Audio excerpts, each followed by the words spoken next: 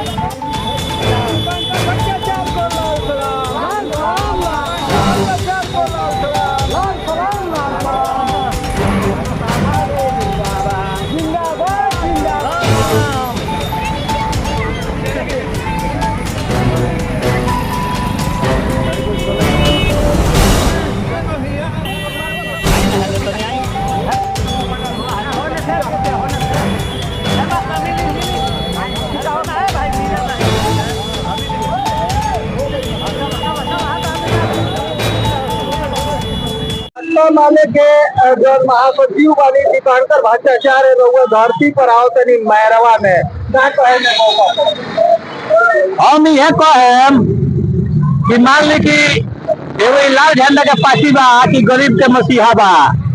सारा पार्टी आवेला, चुनाव जब आवेला तो 1000 गो पार्टी आपस में रैली करेला।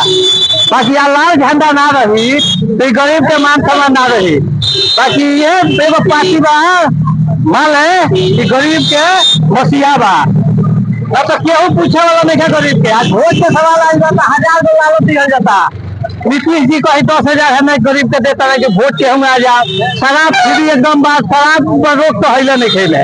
नीतीश जी कहते हैं बहुत बढ़िया काम करता नहीं, सबसे घटिया काम नीतीश जी करावता नहीं। दारू बोरा के बोरा धोआता, तो कहते हैं कि दारू बंद बा बिहार में। आ रोजगार हिले नहीं है, रोजगार गरीब के तो मिलते नहीं है साहब। अच्छा, रहुआ विधानसभा में तो राहुल विधायक जीरा दे लाले झंडा के बारे कितना काम भइल बा? काम तो बहुत भइल बा। अभी कौनो पार्टी वाला काम लोग नहीं कैले, बहुत लोग भाजपा के लोग कुछ नहीं कैले।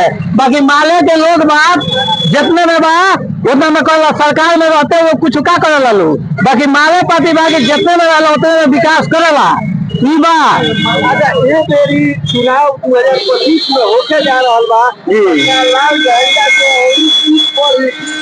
जी, बिहार में सीट बनी, सरकार भी बनी, तेजस्वी जी के सरकार बनी, महागठबंधन के सरकार भी बनी। अच्छा, तेजस्वी जी के सरकार बनी तो विपक्ष के लोग कहता कि तेजस्वी जी के सरकार बनी तो फिर पहले कहीं मार काट जंगल आ जाए। अच्छा, ये सरकार में जंगल राज नहीं थे, रोज मर्डर होता।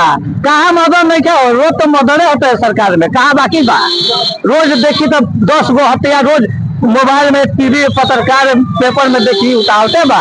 कहाँ में छुपल बा, बदनामिया जे वालों का बदनाम होला। ठीक बा नु, यही सरकार में मर्डर होता, खूब हत्या हो रहा बा। कुलिया कहाँ बाकी बा। और नेता आयल बने दीपांकर भट्टाचार्य है के ओइना से जीरा दे में और मजबूत होई भाजपा में। जी जी, बहुत मजबूत होई, बहुत मजबूत होई। मजबूत वाला मजबूत भी रही। चुनाव हमने के हारे वाला नहीं की जा। ठीक बा नु, इतने जान नहीं। नाम बता दिया। दोसर खलवार BDC कोहली पंचायत।